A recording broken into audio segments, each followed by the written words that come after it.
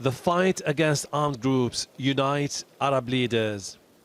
Heads of states have reiterated the need to defeat ISIL and Al-Qaeda and their affiliates, which they consider to be a threat in the region. Victims of terrorism are mostly Muslims. Therefore, we need to set up cooperation to tackle this threat through a comprehensive approach. It's been almost 15 years since the Arab Peace Initiative was launched, which called for normalization of relations with Israel in exchange for its forces pulling out from areas they occupied in 1967. But nothing has changed. Establishing a Palestinian state is still a distant hope. And Palestinian President Mahmoud Abbas has warned Israel against building more illegal settlements. If Israel wants to be a peace partner in the region and live in peace with its neighbors, it must stop believing that security entails grabbing more land. Israel must stop its occupation.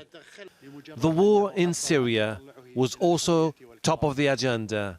The Emir of Qatar has called for an immediate cessation of fighting. A staunch supporter of the opposition, Qatar insists Assad must go. Ending the catastrophe inflicted on the Syrian people depends on implementing international resolutions.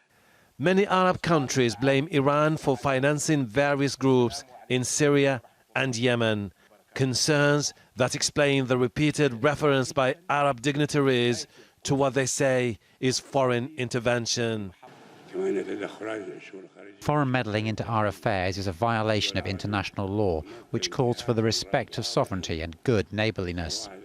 The UN chief, Antonio Guterres, delivered an impassioned speech asking the Arab leaders to choose the path of reconciliation. Too many populist political leaders have fallen into the trap of presenting the despicable acts of Daesh and Al-Qaeda as driven by Islam, when in fact they utterly defy the faith. Indeed, Muslims themselves are the primary victims. After a day of speeches followed by a final statement, it was time for farewells. The next summit will be held next year. Until then, the problems in the region will likely continue.